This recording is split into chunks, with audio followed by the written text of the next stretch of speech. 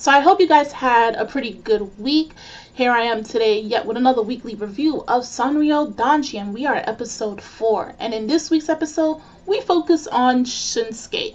Now, if you remember from last week's episode, at the ending of it, if you get past the ending song, we have where Shunsuke was surrounded by his upper class teammates who are third years.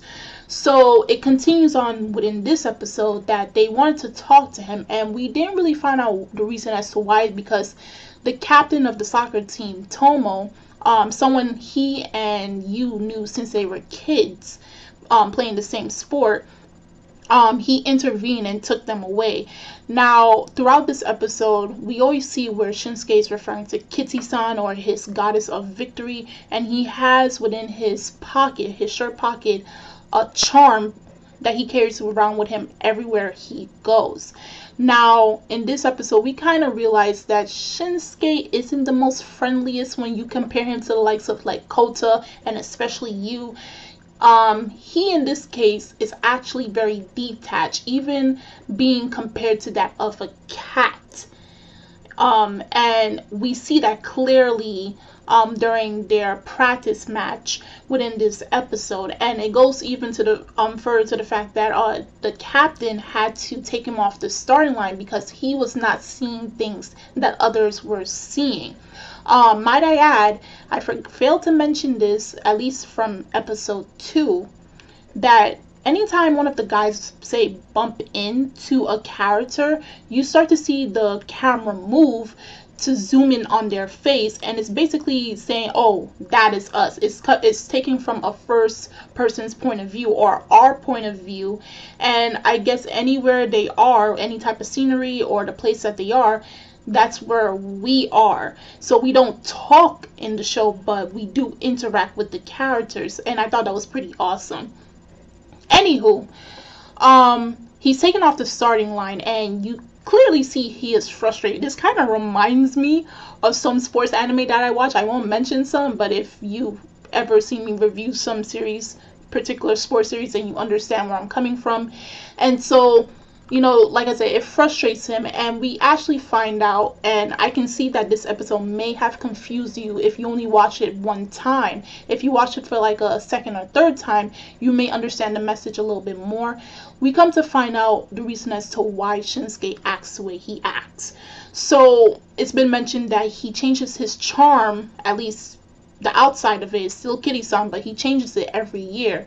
But how he came to having that charm, or why it's considered his goddess of victory, is because when he was a young child, and at the same time when you used to play on the soccer team, he received a charm from a little girl in hopes that he will win the match. Now, when he went to go thank her the following day, or it was the same day, she actually moved away. Now, we don't know, and it wasn't really indicated in this week's episode on whether he liked her as like a little crush or something, but he was devastated with, by her leaving, and this caused him to act the way he does. So in other words, for Shunsuke, he has a fear of people, of getting attached to people, and then by the time he turns around, by the time he blinks his eyes, they vanish. They walk out of his life.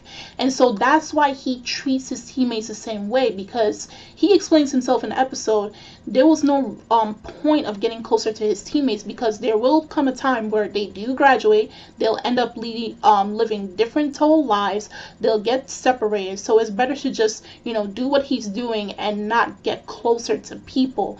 So from that one time, what that little girl caused him to develop this type of attitude where he doesn't get attached to people.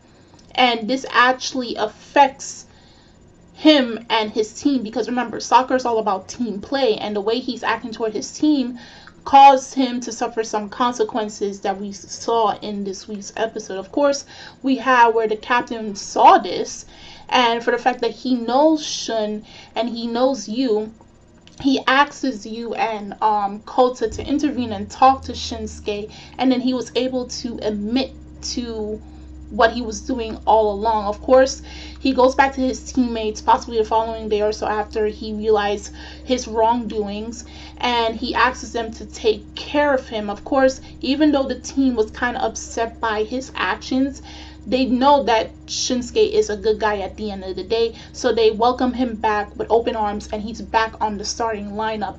So all well that ends well within this week's episode, and I'm glad that they actually developed on his character, and we're going to see more of his development as each episode goes by. If you stayed after the ending credits, next week's episode looks like it's going to focus on the president and Nishimiya, the only first year. So we're going to see what these characters are all about. Personally, even though we don't get much screen time, the president is my favorite. That's my president. So I cannot wait to see his character finally, and who he's all about, and why he likes his Sanrio character, and for what reason, as well as Nishimiya. He seems like the typical, Sun. So if you guys saw this week's episode of Sanrio Danshi, episode 4, do tell me in the comment section below on how you felt about this week's episode. What are you anticipating for next week's episode? The links are in the description box, so you guys go check that out. And how do you feel about that first person point of view that they do in each episode? Were you weirded out by it from when it first happened in the second episode? And do you know the reason as to why they do that? Do they do that in the game? I mean, it is still first person point of view, but what are your thoughts on that? And I'm Kimmy Chan of Anime Legends Podcast, and I will see you guys later. Bye!